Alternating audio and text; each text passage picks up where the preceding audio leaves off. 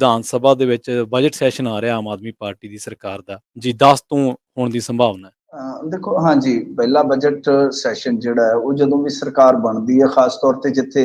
March ਦੇ ਵਿੱਚ election ਹੁੰਦਾ ਹੈ, ਤਾਂ ਉੱਥੇ ਇੱਕ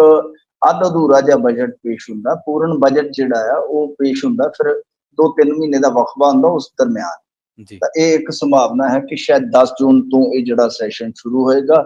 ਤੇ ਮਾਰਚ ਮਹੀਨੇ ਦੇ ਦੌਰਾਨ, ਕਿਉਂਕਿ ਇੱਕ ਵੋਟਿੰਗ ਔਨ ਅਕਾਊਂਟ ਦੀ ਪ੍ਰਕਿਰਿਆ ਹੁੰਦੀ ਹੈ, ਉਹ ਲੈ ਲਈ ਜਾਂਦੀ ਹੈ, ਬਜਟ ਬਣਾ ਲਿਆ ਜਾਂਦਾ ਹੈ, ਹਿਸਾਬ ਕਿਤਾਬ, ਕਿਉਂਕਿ ਨਵੀਂ ਸਰਕਾਰ ਜਦੋਂ ਆਈ ਉਹਨੂੰ ਵਹੀ ਖਾਤੇ ਫੋਲਣ ਵਾਸਤੇ ਇੱਕ ਟਾਈਮ ਚਾਹੀਦਾ ਹੈ। ਫਿਰ ਉਹਨਾਂ ਨੇ ਆਪਣਾ ਬਜਟ ਸੈੱਟ ਕਰਨਾ ਕਿ ਕਿੱਥੋਂ ਪੈਸਾ ਲਿਆਣਾ, ਕਿੱਥੋਂ ਅਸੀਂ ਖਰਚ ਕਰਨਾ ਹੈ। ਤਾਂ ਉਹ ਹੁਣ 10 ਜੂਨ ਤੋਂ ਸੰਭਾਵੀ ਇੱਕ ਦੇਖਿਆ ਜਾਂਦਾ ਕਿ ਬਜਟ ਸੈਸ਼ਨ ਜਿਹੜਾ ਹੈ ਉਹ ਸ਼ੁਰੂ ਹੋਏਗਾ। ਹੋ ਸਕਦਾ ਹੈ ਕਿ ਇਹ ਕਾਫੀ ਲੰਬਾ ਚੱਲੇ, ਕਿਉਂਕਿ ਵੈਸੇ ਵੀ ਵਕਾਲਤ ਕਰਦੇ ਰਹੇ ਨੇ ਆਮ ਆਦਮੀ ਪਾਰਟੀ ਵਾਲੇ ਕਿ ਖੁੱਲਾ ਚਾਹੀਦਾ ਮੈਦਾਨ, ਕਿ ਸਦਨ ਦੀ ਕਾਰਵਾਈ ਜਿਹੜੀ ਆ ਖੁੱਲੀ ਚਾਹੀਦੀ ਹੈ। ਤਾਂ ਕੁਛ ਮੀਡੀਆ ਰਿਪੋਰਟਾਂ ਕਹਿੰਦੀ ਹੈ ਕਿ 10 ਜੂਨ ਤੋਂ 30 ਜੂਨ ਤੱਕ ਵੀ ਹੋ ਸਕਦਾ, ਔਰ ਹੋ ਸਕਦਾ ਕਿ ਜੁਲਾਈ ਦੇ ਪਹਿਲੇ ਹਫ਼ਤੇ ਤੱਕ ਵੀ ਇਹ ਚੱਲ ਜਾਏ। ਇਸ ਤੋਂ ਇਲਾਵਾ ਮੁੱਖ ਤੌਰ ਤੇ ਜਿਹੜੀ ਗੱਲ ਆ ਕਿ ਇਸ ਮਾਮਲੇ ਦੇ ਵਿੱਚ ਹੁਣ ਇਹੀ ਸੰਭਾਵਨਾ ਜਤਾਈ ਜਾਂਦੀ ਹੈ ਕਿ ਇੱਕ ਵਿਧਾਇਕ ਇੱਕ ਪੈਨਸ਼ਨ ਵਾਲਾ ਬਿੱਲ ਹੈ ਜਿਹੜਾ ਸ਼ਾਇਦ ਉਹ ਵੀ ਲਿਆਂਦਾ ਜਾਏਗਾ, ਜਾਂ ਹੋਰ ਕੁਛ ਵਿਚਾਰਾਂ ਜਿਹੜੀਆਂ ਉਹ ਕੀਤੀਆਂ ਜਾਣਗੀਆਂ। ਮਤਲਬ ਕਿ ਕਾਫੀ ਖੁੱਲਾ ਜਿਹੜਾ ਉੱਥੇ ਵਿਚਾਰ ਚਰਚਾ ਹੋਏਗਾ। ਪਰ ਦੇਖੋ ਗੱਲ ਕੀ ਹੈ ਕਿ ਬਜਟ ਸੈਸ਼ਨ ਤਾਂ ਆਉਣਾ ਹੀ ਹੈ, ਜੂਨ ਨੂੰ ਨਹੀਂ ਆਏਗਾ, ਜੁਲਾਈ ਦੇ ਪਹਿਲੇ ਹਫ਼ਤੇ ਆ ਜਾਏਗਾ, ਕਿਤੇ ਨਾ ਕਿਤੇ ਉਹ ਆਉਣਾ ਹੀ ਹੈ, ਕਿਉਂਕਿ ਫਿਰ ਉਹਦਾ ਮਾਨਸੂਨ ਸੈਸ਼ਨ ਵੀ ਇਹਨਾਂ ਨੇ ਉਹ ਰੱਖਣਾ ਹੈ। ਤਾਂ ਉਹ ਤੇ ਆਉਣਾ ਹੀ ਆਉਣਾ, ਇੱਕ ਫਾਰਮੈਲਿਟੀ ਆ। ਪਰ ਸਭ ਤੋਂ ਵੱਡੀ ਗੱਲ ਇਹ ਆ ਕਿ ਜਿਹੜਾ ਇਹ ਬਜਟ ਹੋਏਗਾ, ਇਸ ਬਜਟ ਦੇ ਵਿੱਚ ਕੀ ਜਿਹੜੀਆਂ ਗਰੰਟੀਆਂ ਦਿੱਤੀਆਂ ਗਈਆਂ ਨੇ ਜਾਂ ਜਿਹੜੇ ਵਾਅਦੇ ਕੀਤੇ ਗਏ ਨੇ, ਕਿ ਉਹ ਸਾਰੇ ਪੂਰੇ ਕਰਨ ਲਈ ਇੱਕ ਹਮਲਾ ਵੱਡਾ ਮਾਰ ਦਿੱਤਾ ਜਾਏਗਾ। ਖਾਸ ਤੌਰ ਤੇ 1000 ਰੁਪਏ ਵਾਲਾ ਮਸਲਾ ਜਿਹੜਾ ਬੀਬੀਆਂ ਨੂੰ ਦੇਣ ਵਾਲਾ ਹੈ, ਉਹ ਕਾਫੀ ਕਿਰਕਰੀ ਕਰਾ ਗਿਆ, ਕਿਉਂਕਿ ਇਹਨਾਂ ਦੇ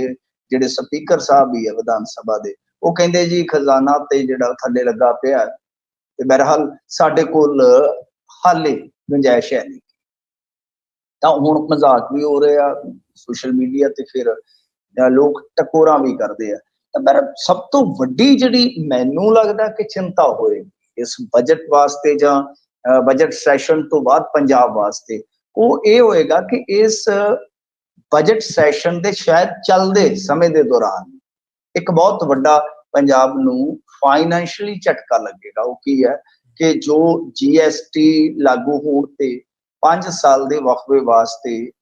ਸਾਨੂੰ ਕਈ ਹਜ਼ਾਰ ਕਰੋੜ ਰੁਪਈਆ, ਆਈ ਥਿੰਕ 16,000 ਕਰੋੜ ਰੁਪਈਆ ਇੱਕ ਸਾਲ ਦਾ ਜੋ ਸਾਨੂੰ ਮਿਲਦਾ ਸੀਗਾ, ਮਤਲਬ ਕਿ ਜੋ ਫ੍ਰੀ ਕਹਿ ਸਕਦੇ ਹਾਂ ਕਿ ਜੋ ਸਾਡੇ ਫਾਈਨੈਂਸ਼ੀਅਲੀ ਲਾਸ ਹੋਏ ਆ, ਜੋ ਟੈਕਸੇਸ਼ਨ ਪ੍ਰਣਾਲੀ ਜਿਹੜੀ ਬਦਲੀ ਜਿਹਦੇ ਕਰਕੇ ਜੋ ਸਾਡੇ ਲਾਸ ਹੋਏ ਆ, ਉਹਨਾਂ ਦੀ ਭਰਪਾਈ ਵਾਸਤੇ 16,000 ਕਰੋੜ ਰੁਪਈਆ ਜਿਹੜਾ ਸਾਨੂੰ ਮਿਲਦਾ ਸੀਗਾ, ਇੱਕ ਬਹੁਤ ਵੱਡੀ ਰਕਮ ਸੀ, ਉਹ ਜੁਲਾਈ 'ਚ ਬੰਦ ਹੋ ਜਾਏ। ਤਾਂ ਉਹਦਾ ਹੁਣ ਇੰਨਾ ਖੱਪਾ ਵੱਡਾ ਜਿਹੜਾ ਰਾਜ ਪਹਿਲਾਂ ਹੀ ਇੱਕ ਬਜਟ ਦੇ ਘਾਟੇ 'ਚ ਆ, ਇੱਕ ਵਿੱਤੀ ਘਾਟੇ 'ਚ ਆ, ਤਾਂ ਉਹਦੇ ਵਾਸਤੇ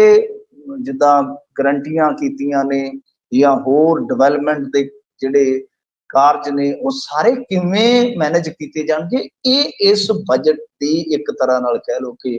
ਜਿਵੇਂ ਪੁਰਾਣੀਆਂ ਫਿਲਮਾਂ 'ਚ ਜਾਂ ਕੈਸਟਾਂ 'ਚ ਕਿਹਾ ਜਾਂਦਾ ਹੁੰਦਾ ਸੀਗਾ ਕਿ ਮੁੱਖ ਆਕਰਸ਼ਣ,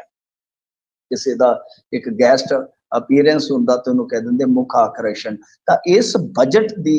ਸਾਰੀ ਜਿਹੜੀ ਕਹਾਣੀ ਹੋਏਗੀ, ਮੇਰੀ ਨਜ਼ਰ ਦੇ ਵਿੱਚ ਉਹ ਸਭ ਤੋਂ ਵੇਖਣਯੋਗ ਹੋਏਗੀ ਕਿ ਉਹ 16,000 ਕਰੋੜ ਵਾਸਤੇ ਕੀ ਪ੍ਰਬੰਧ ਕੀਤਾ ਜਾਂਦਾ, ਕਿਉਂਕਿ ਫਾਈਨੈਂਸ ਮਿਨਿਸਟਰ ਮਿਸਟਰ ਚੀਮਾ ਤੇ ਪਹਿਲਾਂ ਹੀ ਐਲਾਨ ਚੁੱਕੇ ਕਿ ਅਸੀਂ ਨਵਾਂ ਕੋਈ ਟੈਕਸ, ਮਤਲਬ ਕਿ ਐਕਸਟਰਾ ਕੋਈ ਟੈਕਸ ਦਾ ਬੋਝ ਨਹੀਂ ਪਾਉਣਾ। ਉਹ ਸਾਰਾ ਪ੍ਰਬੰਧ ਕਿਵੇਂ ਹੋਏਗਾ ਉਸ ਸੂਰਤ ਦੇ ਵਿੱਚ ਜਦੋਂ 16,000 ਕਰੋੜ ਤੇ ਸਿੱਧਾ ਮਾਈਨਸ ਹੋ ਰਿਹਾ ਉਸ ਸਟੇਟ ਦਾ,